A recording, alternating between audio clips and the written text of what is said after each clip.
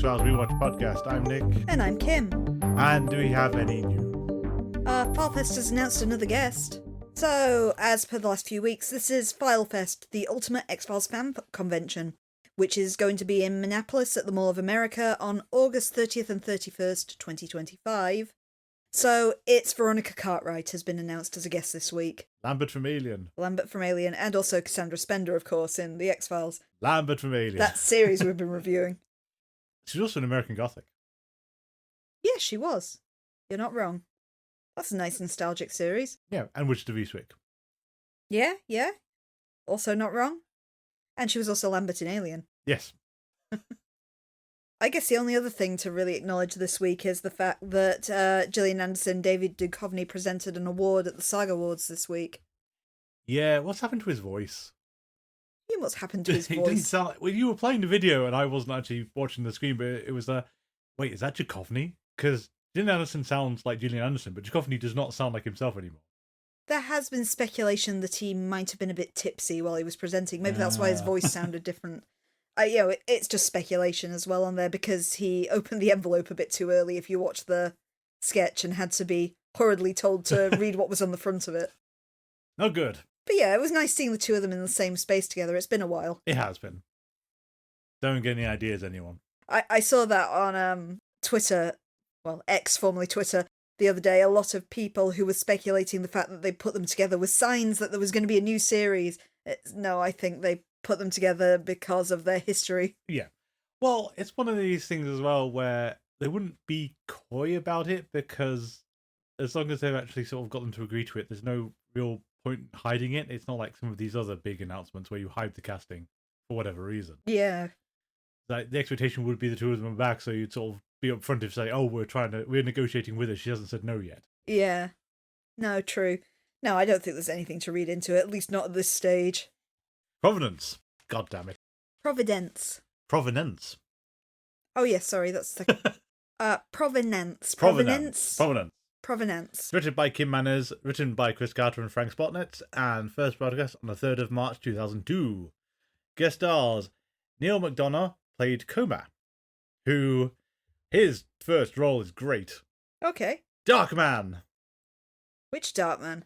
Well, he's not Darkman, he's in the film. Oh, okay. But he's Dockworker number 2. Oh, wow.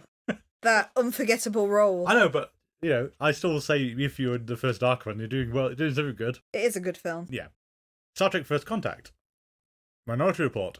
And, okay, so bear in mind some weird casting choices that come up after this point. So just bear in mind what I'm going to say here. Okay. So, Street Fighter The Legend of Chun-Li. Okay, yeah. Bison. Hold that thought. Also, Captain America The First Avenger. Sonic the Hedgehog. And here's the other one. Resident Evil Welcome to Raccoon City. William Birkin. Bison and William Birkin, not very similar roles. Yeah, but he's not as cool as Raul Julia as Bison, let's be honest. No, but then who is? So, Dennis Forrest is Zeke Josepho, who was in Cliffhanger and The Mask. James Parks is Agent Terry Sullivan, who was in Twin Peaks Fire Walk With Me, Kill Bill Volume 1 and 2, Okay. Star Trek Enterprise, Grindhouse, specifically Death Proof. Oh. I know. Machete, and Django Unchained. That's neat. And Alan Dale is Toothpick Man. And we've already done him because he was in Lone Gunmen as Wilhelm in Eine kleine Frohicke. Oh, I thought he looked familiar. So it got a weird situation where the Lone Gunmen have run into the same guest character twice, playing two completely different roles in two completely different series. I believe that guy's big break was being on Neighbours as well. So, do you have a synopsis for Provenance? Provenance? Yeah, we're talking about Provenance. Okay, Navajo rubbings are found in the satchel of a motorcyclist who crashed while attempting to cross the US-Canadian border. Scully is called into a meeting with Alvin Kirsch, Skinner, and Brad Fulmer, and a few unknown men. She's shown a copy of the rubbings and is asked whether she can identify them.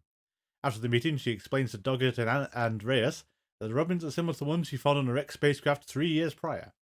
Meanwhile, the motorcyclist uses an alien artifact which begins to heal the wounds from his crash.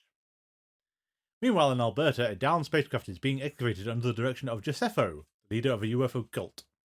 At the FBI, Doggett breaks into Skinner's office and steals the rubbings, along with an FBI personnel file belonging to Agent Robert Comer, the motorcyclist.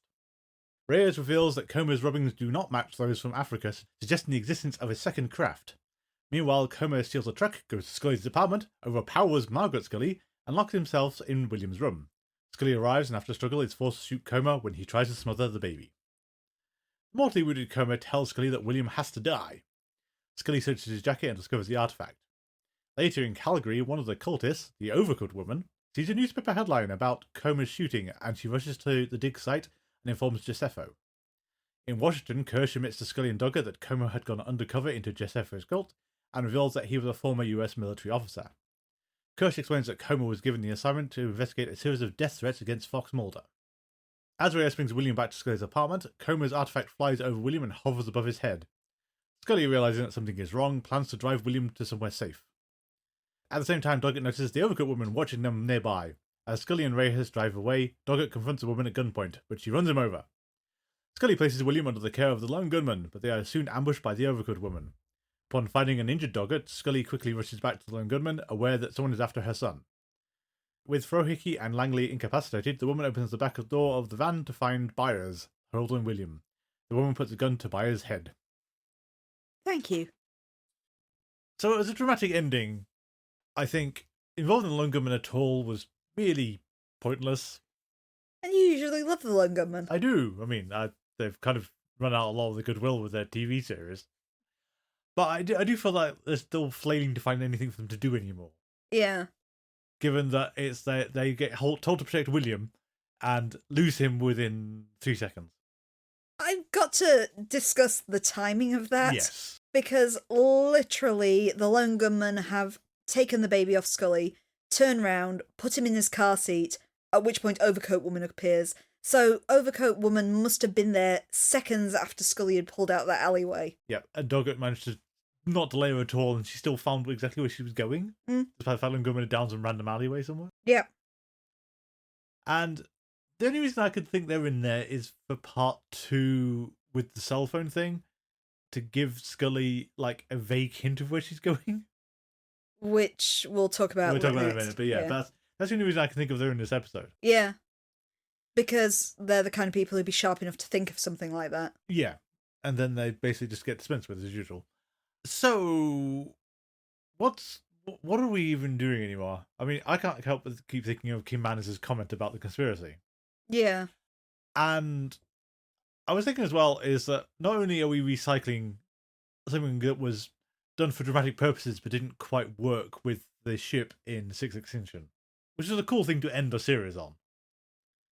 And we'll also note the fact that we have a better prop this time as well. This isn't the usual X-Files tiny portion of a ship. We get to see a goodly chunk of this ship. Yes.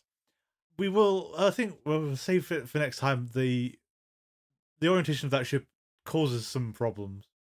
Or causes us some problems. It might just be me. No, I think it's me as well. We start this extension with Scully's walking on the hull of an alien spaceship that's been buried in the sand off the coast of Africa.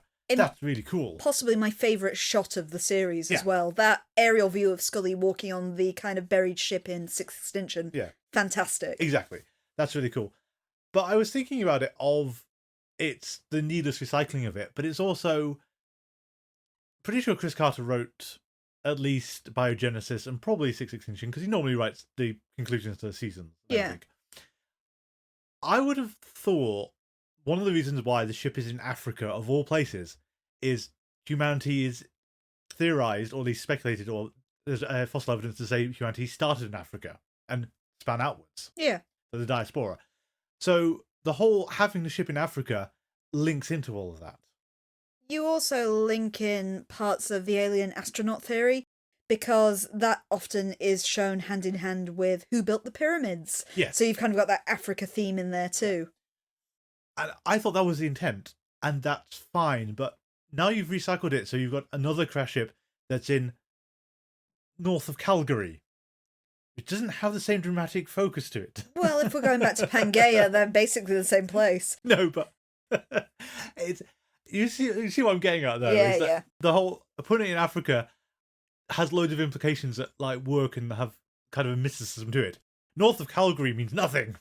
It didn't even fall down in a place with, like, the Anansi tribe, or No. it wasn't it previously the writing on the whole is Navajo. Yeah.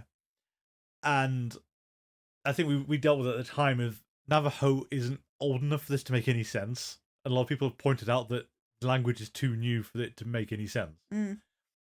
And it's also, I'm pretty sure we pointed out last time, it's the whole, we have found, biblical texts and Islamic texts and whatever else it was on the hull of the ship. Mm. And the implications from that, they never actually say explicitly, but the implications are quite clear. And I think Reyes actually spells out for a change in this one of what you're saying. And it's the kind of thing where if you don't actually know anything about the linguistic history of things like the Bible, sound really cool. Do you go with, yeah, but that you can't translate that through to a modern Bible because they've all gone through a very tortured translation process. Well, there's often debates today about different versions of the Bible maybe not translating things quite accurately. Yeah. I mean, there's a reason why there are different versions of the Bible even now, is that you can translate these things through different ways. And if you go back to the actual original Dead Sea Scrolls and everything, yeah, the stories are more or less the same, but there are loads of key differences in there. You can't just say we found this 7,000-year-old spacecraft with the Bible engraved on the hull, and not then say which version to translate to, who was right. But I also don't entirely marry up. I know it's because Scully is specifically Catholic. Yeah. Of how upset Scully gets about the idea that the Bible is inherently alien, that all of these religions are inherently alien, which is the ancient astronaut theory, of course.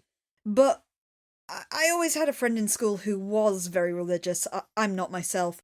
But she was also from a very science-minded family, which I always like the analogy because that's kind of what Scully is. Yeah. But her concept of God was she still believed in science and a Big Bang and all that. But in her mind, God was the person who sparked the Big Bang. Yes, I've heard that from other people as well. It's one of the only ways to marry the two together. So in that way, something like what Scully's looking at wouldn't be distressing. It doesn't crush your entire religion. God isn't exactly a man on a cloud with a big beard or whatever your thinking is. Yeah. There is still the concept of God. It just might be not something that's perceivable to you as a human.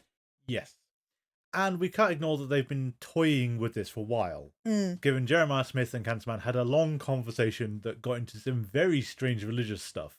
And that thread never fully got spun out into anything, but I think this is kind of an echo of it. You definitely had a very religious bent to Jeremiah Smith anyway, just with him healing with a lay on hands and things. I mean, it's the implication that Jesus possibly was an alien or a shapeshifter is what I think what we were we've trying had to that allude since to. Miracle Man, technically. Yes, and we said that Miracle Man inadvertently predates all the shapeshifter stuff, probably entirely by accident, but we can make the case that he was a shapeshifter.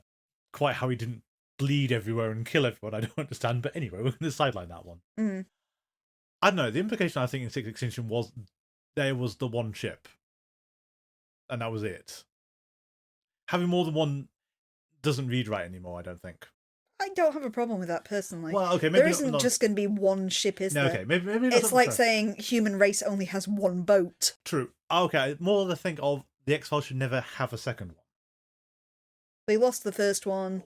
Was stolen by a zombie. I mean, at least part 2 will show us what happens to the ship, which is damn sight better than Sixth Extinction, which it just disappeared.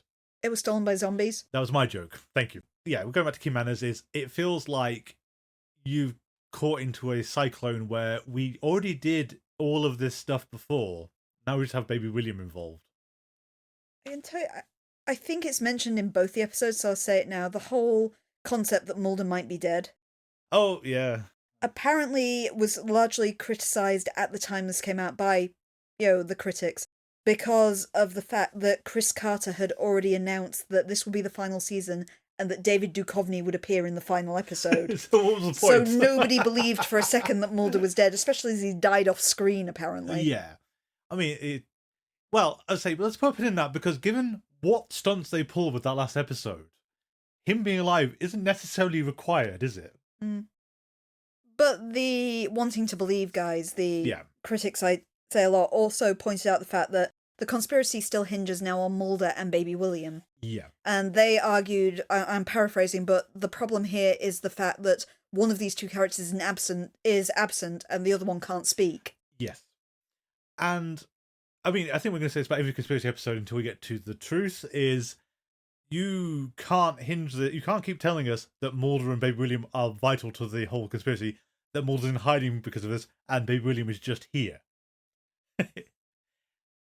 Again, you needed to write Mulder out the script and make him unavailable, but you already had him abducted by aliens, and you can't do it twice. Yeah.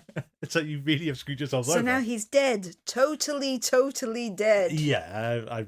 Your best argument is maybe 8 Simple Rules for Dating My Teenage That's Daughter. true, then. actually. Because John Ritter literally died while filming it. So there is a point in the episodes where his character walks out and then they get a phone call saying he's passed away. Yes.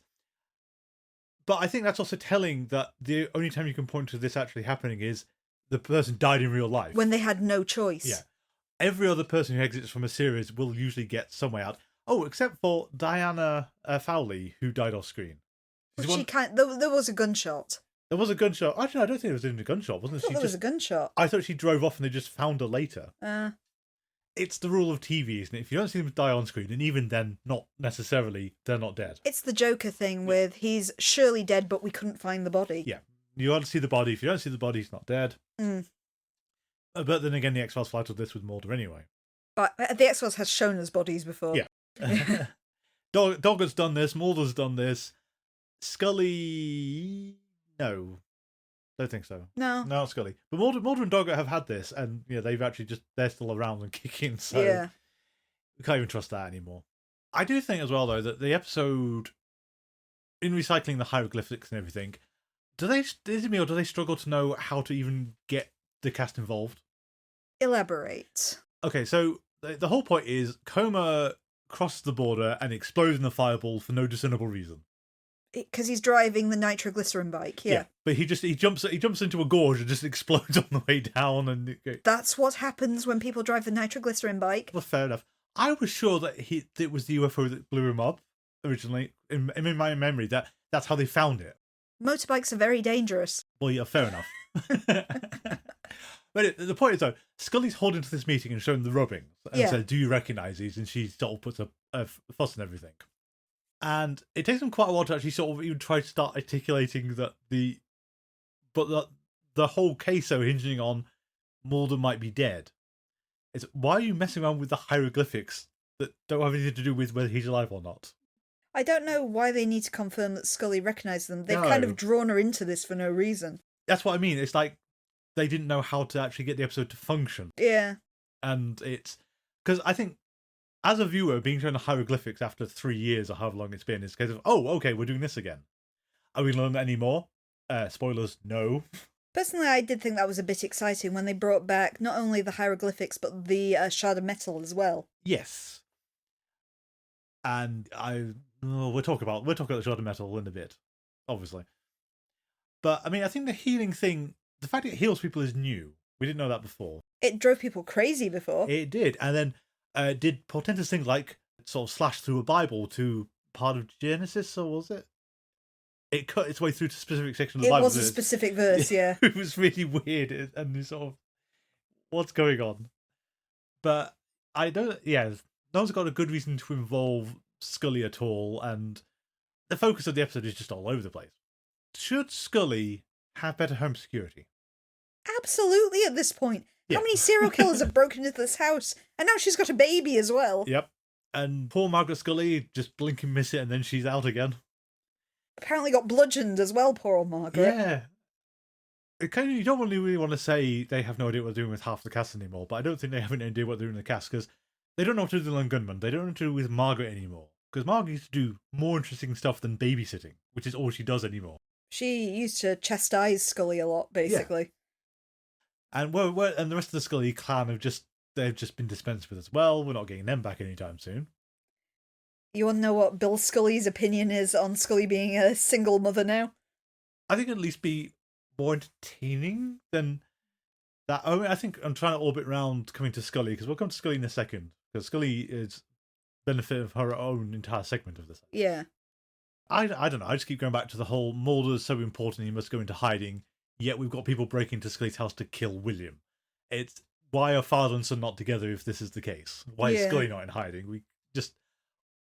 Gillian Anderson just basically screwed the entire series over by being in it. I feel it also prevents us focusing on Monica and Doggett as Yes. well, because they're a bit superfluous to this episode. They are. Well, I mean, we've made that point a few times that basically Scully's been split in half, and Monica's running part of her, and Scully has what's left over, which is mostly maternal stuff. Yeah. And yeah, Doggett struggles to justify doing anything. The two of them kind of... Scully just runs rings around them, basically, ordering them around, sending Reyes off with the baby. Being paranoid all the time. Yeah. So, okay, well, let's talk about Scully, because who doesn't like her? Because there's only 4 people who can possibly be guilty of this. Who just can't write her anymore. Yeah, so that lets it down to 2, because it's either Kim Manners is really not directing her right, or Chris Carter and Frank Spotnitz can't write her anymore. It's got to be Carter. Yeah. Carter or Spotnitz, because Spotnitz I could see I had plans for this season and now she's come back in and I have to deal with her and I didn't intend to, because Carter was meant to be out as well. Well, I've mentioned them once in this episode because they hated it. Pearson and Sherman, the Wanting to Believe guys, they commented on this one that Gillian Anderson's been reduced to playing a mother who is always crying, shouting, and looking miserable. Yeah, that's pretty accurate. And that sums it up. We've lost everything that made Scully Scully, the kind of logic, the strength of character, the religious convictions, all that. And she's just become whiny. Yes. All her concern is for a child, which I mean, that's, you are meant to do this as a parent, but that's not what we're watching this series for. It's a very men writing women sort of thing as well, though, of, oh, she's got a kid now. That's all she can do. That's her life. That's her life. Yeah. You'd expect it in season 9 to get answers properly for things, and instead they're just stringing things along, because the running theme is Scully thinks there's something wrong with William, based on some legitimate supernatural encounters, which one of them occurs here with the Shard. Or was that next episode? That might be next episode. No, I think it's this one. Oh, if it's this Or episode. maybe like... No, I can't remember what it is. remember. But you're referring to the bit where the Shard shoots out of her desk and hovers over William. Yeah. And it waits for dramatic timing to do this as well, rather than as soon as it got near to him. Of course, yeah. Yeah. But all Scully can say is, I think there's something wrong with William. And she doesn't have to go any further than this.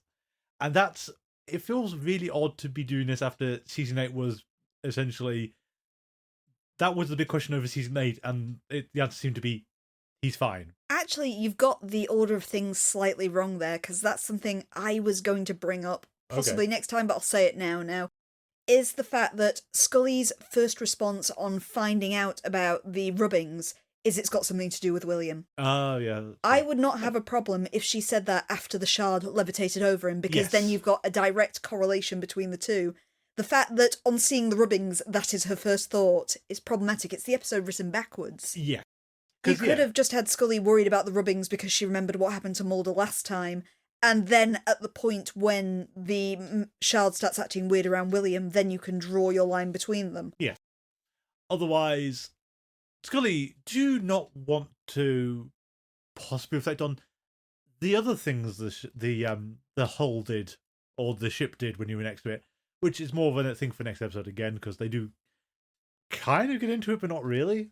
Kind of weird. The super creepy things that happened in Amafeti with things like the fish in the bucket coming to life. Yeah, the sea of blood. The boiling water as well. Yeah. All those people got boiled alive round it. There was a whole load of biblical imagery, Scully, that was quite significant that you just left out of your concerns. Not a single locust in sight this time. No, yeah. Hordes of locusts, where were they? I feel she's a bit like the typical uber paranoid, almost Munchausen's by proxy mom. Only because we're a supernatural series, it's not, I'm paranoid that my kid has these illnesses. It's I'm paranoid my kid has contracted this alien virus and now has superpowers. One thing you could have done with baby William, just occurred to me, is have Scully, take him into the doctors or something for his first jabs or whatever, or blood tests and everything, and just have her tensed. Because you know what rupturing skin of a shapeshifter does. Yeah. And, he bleeds perfectly normally and she sigh of relief and everything, but that constant thought in the back of her head, which is what I think they're trying to get at, but they're not doing it. No. There are ways of conveying this that we're not getting. I kind of want to say Carrie Elwes is doing an excellent job. I hate every second he's on screen. But it's Carrie Elwes. I know, but I think he'll meant to, but he's really good at it. But he is so infuriating. Gotta admit, I don't really hear people online talking about Fulmer at all, which is a shame because I'm biased. I love Carrie Elwes. Just a little. I do like the fact that you just can't tell if he's on the level or not. No, he's very evasive. As he could be somebody who's doing his job to the absolute letter and that's why he hates them. Or he could be part of a syndicate and you've got no idea. It's a lot like Kirsch as well in that respect. It is. It's never entirely clear how under the thumb Kirsch is either. Although, with Kirsch we thought was completely under the thumb, and then he sort of threw everything into, like, flux at the end of season 8. I don't know if there's much else to say this episode, or we just need to advance the next episode so we can do the whole thing as a whole. Do you want me to summarise the next one and then we can just talk about everything? It's a tough one to do like that. Okay, so Providence was directed by Chris Carter and written by Chris Carter and Frank Swanetz. First broadcast on the 10th of March 2002. Guest stars Kerry Keane, who played the nurse, was in Star Trek Next Generation. Okay. And James McShane, who was the injured soldier. I guess one of the ones at the start? Yeah. Has been in a lot of things. Like Thor. Okay. Argo. Star Trek Enterprise and Picard. Firefly. Tremors TV series. Breaking Bad. Grimm. And Wednesday. Yeah. Good for him. So would you like to explain which episode we've got, because these titles are terrible. Providence. Our episode opens this time to a flashback of the Persian Gulf War, where we see Lieutenant Colonel Zeke Josepho, who had a very strange experience. His squad was ambushed during the Battle of Albuzia and were almost defeated, except for himself, when 4 mysterious men showed up and defeated the enemy with ease, walking into gunfire and explosions and seemingly coming out unharmed. Josepho thinks of them as being guardian angels, but to us as the audience it's pretty apparent that they're actually super soldiers. The episode then fades to Josepho in present day as he stands over the wrecked spacecraft in Calgary. Meanwhile, back at the FBI headquarters, Fulmer briefs a roomful of agents about William being abducted. He notes that the Lone Gunmen are currently trying to identify the woman who took the child, and who also ran over Doggett, who's been left in a critical condition. However, Fulmer does not mention any motives for these crimes, which causes Scully to leave the room in frustration. It is also revealed to us that Byers, before giving over the baby, managed to slip a cell phone under the baby's car seat to allow them to potentially track where he's gone. Using this information, Scully and Reyes do eventually find William's car seat, along with the cell phone in an abandoned SUV. At the same time, Overcoat Woman reports back to Josepho that she has William. Scully heads back to the hospital to meet with Coma, who is also in a critical condition. However, she uses the alien artifact to heal him to the degree where he can speak.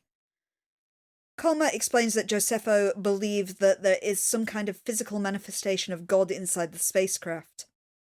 According to an ancient prophecy, William is destined to become the saviour of humanity, but only if Mulder is still alive. If he dies, William will instead lead the colonists. Because the cult believe that Mulder is dead, they have decided that William must also be killed to prevent humanity's total destruction. A nurse arrives with the toothpick man in tow and asks Reyes and Scully to leave, noting the fact that they have completely uncoupled Coma's life support. This, of course, leaves Coma unfortunately alone with the toothpick man. Shortly afterwards, it's revealed to Reyes and Scully that Coma has mysteriously died. Reyes and Scully rush back into his room to try and get the alien artifact, realising that they can also use it to heal Doggett, but it seems to have vanished, along with the toothpick man, who Reyes quickly accuses of killing Coma. In the meantime, Scully visits Doggett, who has actually regained consciousness and warns her not to trust the cultists. Despite his warning, Scully does go to Calgary to meet with Josepho. Josepho claims to actually be protecting William, but demands Mulder's head as collateral in exchange for her baby's release. When Josepho returns to the site of the crash, Overcoat Woman relates that the aperture of the craft has begun to glow as William started crying. Previously in the episode, this aperture snapped shut and killed the men who were working inside of it. Shortly afterwards, the spacecraft rises up out of the ground. Looking on at the site from a distance, Scully and Ray see it burst out the enclosure and shoot up into space, lighting the ground beneath it on fire as it goes. However, the two of them manage to find William seemingly unharmed amongst the charred bodies of the cultists. Back at FBI headquarters, Fulmer asks Kirsch to remove his name from the final report, but Kirsch rebukes him. After this, Kirsch goes on to meet with Toothpick Man, who we see from behind is actually a super soldier. Da, da, da, da. I should raise now the fact that critics were less kind about this episode. In part, they comment on the fact that the plot is overcomplicated and nigh on incomprehensible. Yes. Which brings me to my Doggett quote of the week. Oh, okay. Come on, Robert. What you got for us? Because, as we know, we've questioned why question more if Robert Patrick knew what he was getting himself in for with the X-Files. Yeah. So yeah, our Robert Patrick quote, which may have been a joke, it's unclear, of the week, is, "The baby is the Messiah. I don't understand any of it. I'm Episcopalian and I don't get it." Fair, very fair, Phil. I think Doggett and me are together there. I don't get it either. No, I mean, at the same time, was he not paying attention to, like, the end of season 8? That was pretty obviously the Messiah back then. Yeah. Yeah, well, that's been a running theme since Mulder's crucifixion, really. Well, yeah, but then it's confused because Mulder was crucified and then he's sired the Christ figure as well, so... Yeah, they're both kind of messiahs now. Yeah, basically a catastrophe now, isn't it? Yeah, my problem is where the hell has this ancient prophecy come from? Well, yeah, I think that's a good one for start. You can't just have a prophecy come up and not go into exactly when was this described or first Where conceived did you of? find it? How was it written? Did it actually name him by name? Fox Mulder, FBI agent? Yeah, and William, his son. Or is it one of these things where we've extrapolated that it relates to these two people? Yeah, which charitably you're going to say it's got to be the latter, but at the same time, we kind of need to see or hear what it says, so we don't. It's one of the... You get other prophecies and other things which are hopelessly vague, but most of the things prophecies will at least give you what the prophecy is and not just have it secondhand. But it's a very specific prophecy as well. It's not like our kind of Aztec prophecies with the world will be made in fire sort of thing. It's literally, if the two of them are alive, X will occur. If one of them dies, Y will occur. Yeah, which isn't how prophecy works either. No. Prophecy is meant to be this thing will happen. And then you have to extrapolate, so if we kill this guy off, it can't happen. Mm. There's no if-ands in prophecy. You're getting a bit more into kind of like a Hitler paradox here of, if we kill William now, can we stop this genocide from occurring? Yeah, and I feel we keep putting so many pins into place, but we have to put another pin into William just because a few episodes down the line, oh boy, this is going to get confounding, isn't it? Yeah. So as it stands now, just to recount that prophecy, let's get it the right way around. It's like, William will save the human race so long as Mulder is also still alive. If Mulder dies, and we are currently believing he is dead, William will actually destroy the human race. And the UFO cult want him to destroy the human race? The UFO cult, it was unclear. It seemed at first like they wanted to kill him because Coma wanted to kill him. Yeah. But then again, Coma wasn't actually a member of the UFO cult. So I'm guessing on that basis, we're going with this is Coma as a rogue agent wanted to kill him before the UFO cult could get hold of him. Yeah. So let's assume that the UFO cult actually want to kill him alive because they're an UFO cult, so they want the colonists to take over the world. That's how I'm reading it. Okay. Is that what you had? Yes, but I was going to say, but then that makes Coma just even weirder because it's that whole assumption that Mulder's already dead based on apparently nothing. It's unclear where they've got this information from, but they have been saying this for the past 2 episodes, that they're pretty sure Mulder's dead. Yeah, I like to say, but for someone to say, but why do you think he's dead? Has someone seen his body? You'd think that the UFO cult would want to be sure as well, just on the basis of, if we're going on the basis of the UFO cult want the colonists to take over the world, they'd want to be sure Mulder was dead, because otherwise they're holding the saviour that's going to screw up all their plans. Yeah. the same time, though, this kind of strikes me, it's that problem, that disconnect between what the X-Files actually depicts, what Mulder's job is, and how people talk about him. Because that's the whole thing of Mulder's going to stop the aliens. Yeah. Mulder didn't do anything in the Civil War. That happened completely outside his control, and all he did was... No, he didn't even do that. He was in a truck with the one renegade, with one rebellion member who got rescued, and he didn't do anything to facilitate things one way or another. He was just happened to be present when it happened. Yeah, pretty much. And like when the Syndicate died, Mulder was like 20 minutes away, at best. Mulder isn't even a foot soldier in this war. He hasn't fired a shot. He's not been trained or given the equipment to do anything with. But people talk about him as if he is a foot soldier in this intergalactic war. Yeah. But it happens outside his control every single time. Mulder didn't stop the aliens colonizing Earth before because he can't. He's a guy. He's an FBI agent. Mm. It's like one of these large-scale action movies where the janitor takes arms and saves the day. Yeah. But...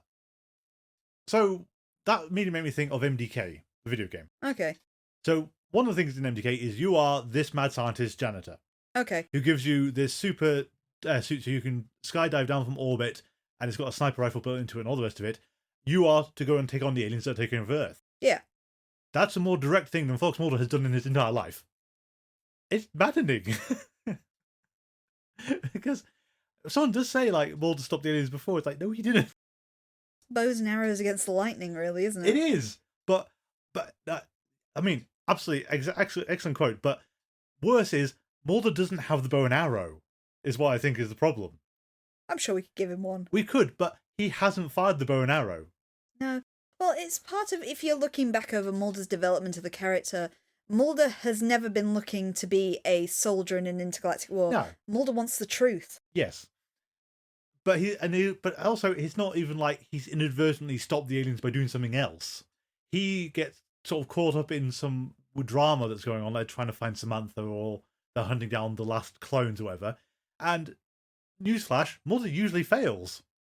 Because usually everyone is dead. Well, it's because he's outmatched. He's Yeah. one person against people with infinite resources, essentially. Yeah. And as you said, he didn't actually care about the outcome. He just wants to know what's going on. It's not just he wants to go on. He thinks the public deserves to know this as well. But we've gone to that a few times of, he's not telling the public anything. He can't tell the public anything because he'll be fired if he does. But then again, he does to a limited degree because we know he talks at UFO conferences. We do, things. and he does write under a pseudonym, but he clearly can't feed much of what he does know into the public. At least not with getting himself into a lot of trouble. Yeah. Because you're not going to let this insane man do these things. No. The hero of mankind thing that Mulder and William have is baffling to try and assert this is true. And as you've said a few times, what is Scully in this dynamic? Because I know, obviously, she's meant to be the Mother Mary, which is a terrible role to get yourself put into. But it's kind of interesting because in the Bible, I'd argue that Virgin Mary is more important than Joseph. Yes, absolutely. She's more central, she's more talked about. Yeah. There are more debates onto whether the translations of the Bible are accurate concerning her. Exactly. You don't really talk about Joseph, which would be Mulder's analogue here. Yes, well, because the point is that Joseph isn't necessary for the process. They just happen to be a married couple. He arguably might be necessary for the process, depending on translations, Well, yeah, actually. it depends how you do it, at the same time, when you're thinking of the Bible story and all the different Christian iconographies, there are not statues of Joseph everywhere. No. There's statues of the Madonna. Yes. Yeah. You and I went on holiday to Rome once. How many churches are Santa Maria? Oh, literally Mary's name on them. Yes. But again, we've been over a few times, the X-Files has utterly confused this because Mulder is in two positions simultaneously, and you can't actually have him being both. Yeah, Scully, as our Madonna analogue, is absolutely unimportant, and even Mulder has left her because he doesn't believe that she's in danger by herself. Yes. And boy, how wrong has he been? Oh, very much so. Selfish jerk. Well, I was going to say, this one, I would have to read up on this properly, but from memory, there was a big thing about some science book I was reading, and it was about cloning and artificial creation of life and things. Okay. So we're looking at like Dolly the sheep sort of job. Yeah, but more sort of how to do like artificial wombs and things. Okay, yeah. One of the points they were making is if you sort of look into like this is the real sort of really deep science, is a lot of what makes a gestating life form that life form is the mother that is within. Okay. So it's basically it's one of these things of you transplant if you transplant an embryo into another person or another species, would it sort of come to term? Okay. And it's all to do with what the chemicals and everything else the host body is feeding to it. That would explain why baby xenomorphs always look like their mother. Yes, and I think that's one thing the Alien series was actually trying to get into, which is at least Like the dog alien has 4 legs and things like that. yeah. And I always, as a side, I always find that it's a great concept, but the comics writers and most of the other people who are involved with Alien don't have restraint and always go insane if you give them this option. It's kind of like, yeah, number of limbs and the basic orientation, that's what it should take away from it. Not the Predalien, because, oh, for God's sake, that's... With its mouth parts. Yeah, why would it do that? Other than you think this looks cool. The point was, though, that in terms of artificial creation and everything, it's very difficult because the host is possibly more important than people conceived of. Yeah. And that leads me back to, if you've got this alien race and going on the whole science factor, is yes, Scully should be more more of paramount importance because she likely could produce another instance. Because they do actually get into that with the whole Lisa Lawless. Oh, yes. Because the whole thing was they're going to change women so they can produce more super soldiers. So you think that actually Scully should be in more danger and more interest to them because she could potentially be an incubator, basically? Yes. I mean, I don't like phrasing, but yeah. But that's what they could use for her, technically. Yeah. Or she could be used, if you got her pregnant again, she could produce another super soldier, another William. We're assuming William is a super soldier. It seems that he's something different. Yeah. I feel that you had it right with the whole men riding women, as of course the man is more important, even though genetically, male genetics is rubbish. You often see it as an argument is that men just have this terrible view, and we have noted it's an issue with the X-Files is there are very few female writers and directors on the series. Yeah. Even though you have a very strong, prominent female character. Yes. And at the moment, I just feel like she's being handled abysmally. She's basically lost everything that made her a Scully because somebody's hit down the route of when someone becomes a mother, that's it.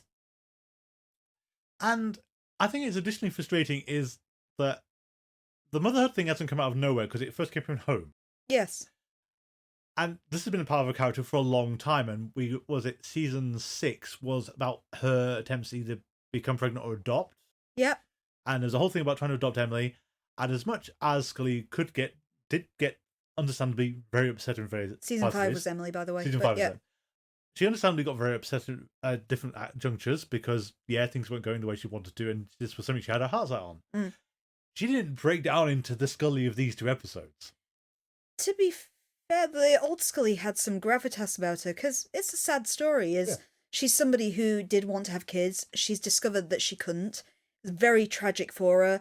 Her attempts to find other avenues to have kids didn't work out for her. Very tragic for her. Yeah. And she's worked through it. Yes. And indeed finally got pregnant, and this could have just been a happily ever after for her.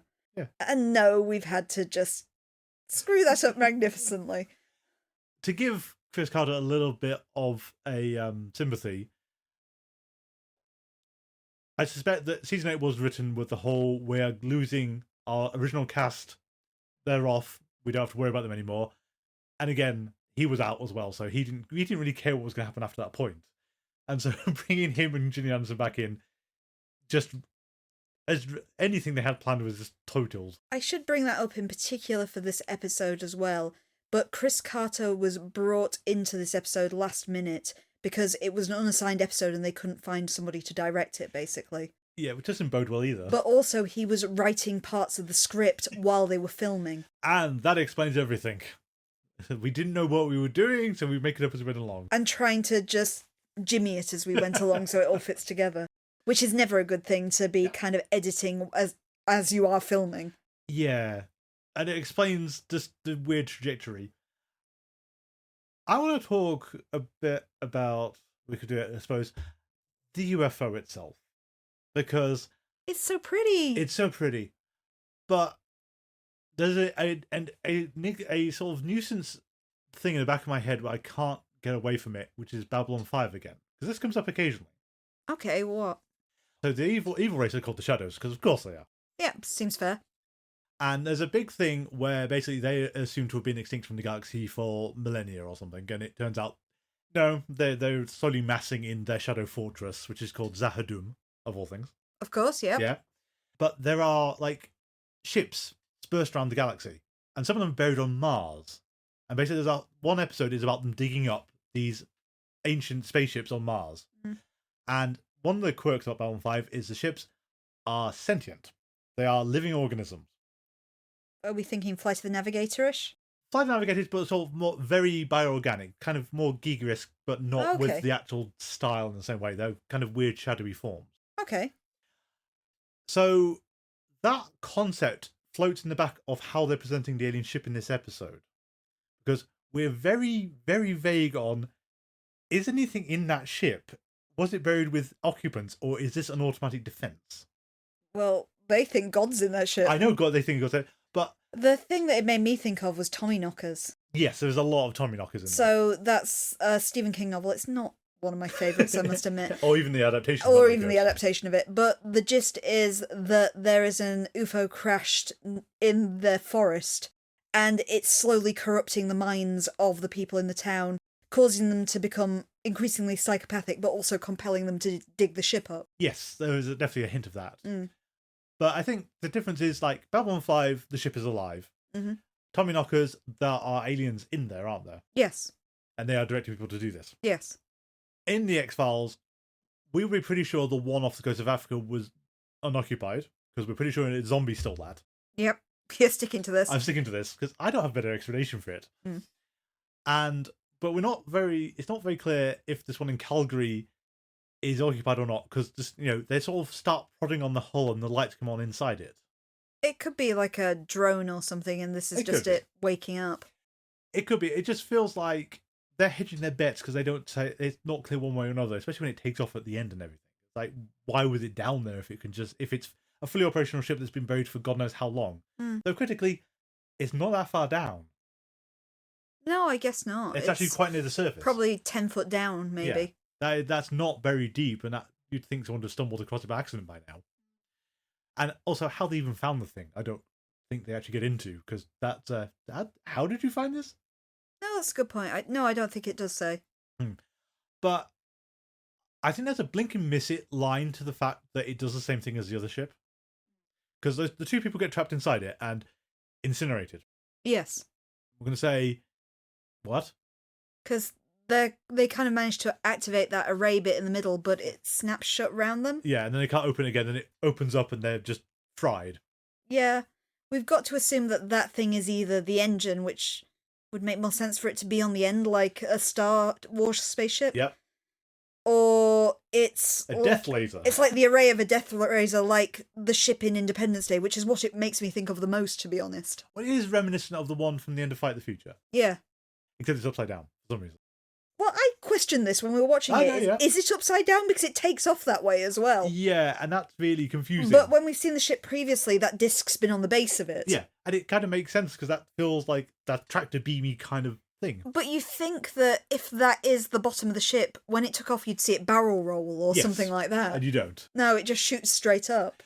But what I was getting at is there's an almost missable line where I think it's Trenchcoat Woman, whatever her name is, Overcoat Woman, says, "Oh look, they're coming back to life," and we don't actually dwell on it at all. It's like the really burned people that the spaceship killed are coming back to life.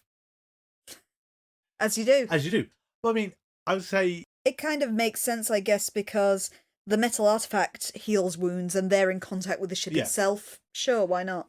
But it feels like, I think this is, as you said, because Carter's Radnitz went along, is that, no, you need to dwell on the fact that it is bringing people back to life. I mean, the fact they died, I think it just causes confusion, but I don't understand why it snaps shut. Either way, you wouldn't cover over an engine and you wouldn't cover over a death laser like that. No, or if you covered over a death laser and then it fired, wouldn't you damage the ship? Oh, I give up. I don't know either. It. Yeah. It's kind of hilarious when you sort of say that, the cult thing is God inside the spaceship. Because I kind of want Scully to have got to the dig site and say, well, another one in Africa was bigger than that one. God's not in that one. He's in the other Surely one. God's in the other one. Exactly. Or that really, really big one that was under the Arctic. I'd say God's in that one. Oh, she didn't get to see that one, though. Oh no, she was asleep through She was that. asleep through that one. And again, these ones look far more reminiscent of the ones in Deep Throat than some of the other alien ones. Yeah, it does look. It's got that kind of stealth bomber sort of wedge shape to it. Yeah. I mean, we also have to get into, is it coincidence that the alien craft are covered in Navajo? Do they think it just looks cool? And we've adopted it as a language, and basically it's just gibberish on the outside of the hull. I like this idea, actually. Because why would you carve your holy books into the exterior hull of your spaceship? Why would you do this? You're going with the kind of evolution of language here, and it's not that their ship actually had meaning. Yeah. We've taken this off and ascribed the meaning to it. Yes. Which I think ultimately makes more sense. It's more hilarious, I'll take that. Far more hilarious. That's my canon now. Cool. It's like the alien equivalent of putting a spoiler on the back of your car. Yeah. I like the idea now that aliens are laughing at us because it's like, it's just our teenagers putting flame decals on the side of their ship and they think it means something. Well, I mean, admittedly, this could be because I find myself far more drawn to the Douglas Adams view of the universe. Of everything's fun and hip and happening, the Earth is full of squares and we don't go near them. Or we do just to annoy them. Yeah. But yeah, so the spaceship takes off and seems to go upside down. And I'm pretty sure... No, we definitely have forgotten a few things. So, should we go for the deep lore of the X-Files and why Baby William has an asterisk next to him, but why the rest of the cult are basically screwed? That thing should be radioactive as hell. This has been established. True. Yep. Yep. All the UFOs, massively radioactive. Their engines are hugely radioactive. They're just basically just lumps of plutonium, basically, that you see flying around. It does incinerate everyone when it takes off. What I was supposed to get into is, like, that's a new thing. We've never seen that happen before. I'm not sure why it does it either. Because why did it bother to just incinerate 2 people and then let William get next to it so it incinerates everyone? Or wouldn't the aliens want their Messiah back if he's that important? Is there anyone It on board depends the ship? how this prophecy is going to Well, work. I don't know. But is there anyone on board that ship still? I can go back We to it. still don't know. It No, could I just be know. automated. You don't know if anyone was ever on that ship. It could just be like a remote drone. Yeah. One weird thing then is I kind of feel that as much as they go, this chunk of hull can heal people, is there's no indication of that being chiseled out of the hull at all. There's like no damaged section you can see. At the same time, couldn't we do like a cocoon thing or a fountain of eternal youth and the cult are getting younger while standing on the hull, while getting a huge dose of radiation? It's like the opposite of Tommyknockers, where they're getting sicker from being near it. I mean, they should be getting sicker again because they're basically there's plutonium in orbit. But as you said, knowing that thing about Chris Carter makes a lot of things make sense because there's a whole lot of implications that you're just not following through on. That the series is set up and they're just discounted. So we can create the list of things that we'd rather be watching. So, the Tommyknockers, Babylon 5, Quatermass and the Pit. There's not enough Quatermass in the Pit. That was also a good touchstone they could have gone with. Yeah. I don't know, there's just legions of just nuisance about the whole thing of like the spaceships. We never quite understood what the UFOs are, but I think for the first time it's clear the writers, that show Bible we haven't talked about for a while, but that show Bible does not have an entry on UFOs, or if it does, it's been updated a few times because it's so inconsistent. And this is the second UFO that Reyes has seen. Yep, correct. We didn't really get to the grips with what she thought of the first one, but she doesn't comment on this one either. Neither does Scully, because this has got to be the second UFO she's never seen. Scully's seen more than that by now. Oh no, Skinner saw the one in the woods. Scully didn't. Scully saw the one over the school where Jeremiah Smith was. Well, and she's seen the one buried on the beach, so third. 3, info. okay, she's got to 3. I like the fact it's becoming kind of blasé to see UFO that close. Must be Tuesday. It must be Tuesday. But Reyes was so dismissive in her first appearance about the aliens being involved in any of it. She's more spiritualism. Yeah, but we've never gone back to actually poke her and say, so Reyes, what do you think about what Mulder said? Or Scully, or that weird light in the sky that guided Mulder to where Scully was giving birth, or that UFO you just watched take off and incinerate an entire UFO cult. Reyes, what do you think? Maybe it'll come up next time. It was right at the tail end of the episode. And we've got a Monster of the Week next time. Other characterizations we've got. So we also have Doggett basically sits out this episode again because he's injured. I did object a bit because he gets better on his own. There's this sudden panic where they realise, oh hell, we could use the alien artifact to heal him and it's gone. Yes. But then they go into his room and he's fine. So it's like, well, that was easy. Yeah, that felt really lazy. And just that bit where it's the case of, oh, we told Scully to wait over here. Oh, she's gone. It's like, what are you... You're the FBI. I thought you know how to do this and restrain people. They just keep losing people. They run around. And the other character I thought's kind of interesting this time is I really do like that final scene with Fulmer asking to take his name off this report. Sensible. I think I'd ask the same thing, to be honest. Yes, well, I thought that was interesting because that actually does indicate that Fulmer is just a stickler for the rules. Yeah. Because he's sort of trying to say, yeah, okay, so they were telling the truth. He actually did get better before he suddenly died. Which actually doesn't really mean they're not responsible, but it does mean that something weird happened. We've also thrown Kirsch a bit more into the question as well, given that he's talking to Toothpick Man in the final scenes. Who's a super soldier? Interestingly, in something I didn't realise until I read the Wikipedia for this episode, is he's intended to be Cancer Man's replacement. He's supposed to be the head of a new syndicate. I was reading that and going, what? What? Where did this come from? Yeah, they don't mention a new syndicate at all, but at least according to Wikipedia, that's the intention, is he's the new syndicate head. And given that I also saw he's in 3 episodes of The X-Files, and we've had 2. Yep, good point. This doesn't bode well. I'm pretty sure the truth is his last appearance. So that's not great for your new syndicate. No. A new syndicate that we haven't even alluded to existing. No. You need more than one person to be in a syndicate. Yeah, it's like, you again, the fact that Chris Carter was writing this went along explains an awful lot. At the same time, you wrote the previous 8 seasons of the Syndicate and know how they work. You know the potential stuff you did. You can't just skip over it because you don't have time to do it if you're going to do this. There's that bit where she asks for Doggett, which we should have actually brought out when Scully Totes kills a man. Oh yes, that's true. As well. So there's the scene towards the end of the last episode, Provenance, where Scully blasts first, asks questions later when she finds Coma in the room with William. With a pillow? I mean, he also want to kill him, so... We'll yeah, but they do argue. They said, oh, did he have any kind of weapon? Well, he had a pillow. It's like, oh. But yeah, she was refusing to give him first aid and she's trying to strangle him at the same time. Yes, that was it. There's the sequence where she tells Reyes to leave with Margaret and William and tells Doggett to come with her. And Doggett is horrified by what he sees.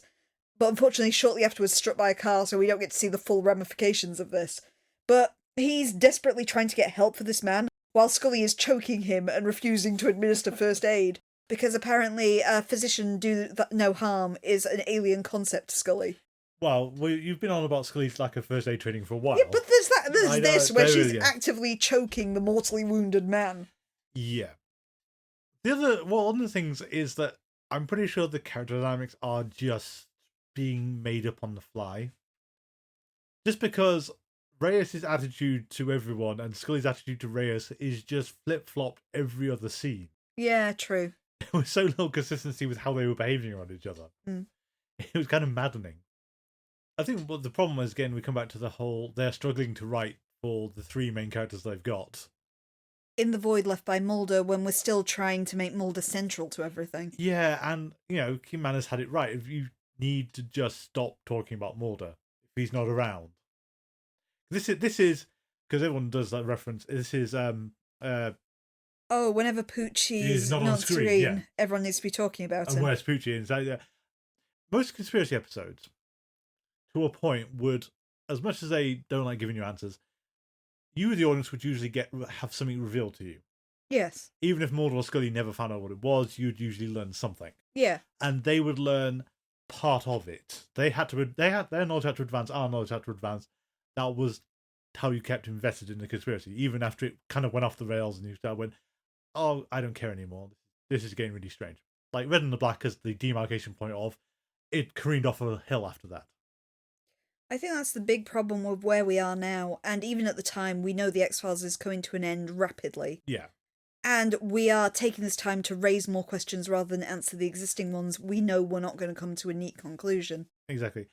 But we learn absolutely nothing of this episode, because the only thing we're witness to is that poking at the possible aperture of an alien UFO will get you killed.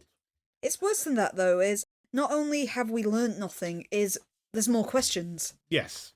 The kind of most dramatically cliffhanger thing you've got is that William somehow managed to survive an incident that would vaporize every other person there. Yeah. And we have literally no idea how, why, or why anything for that. Yeah. I'm just realizing we just don't know. Do we have anything else? I think I'm good. Yeah.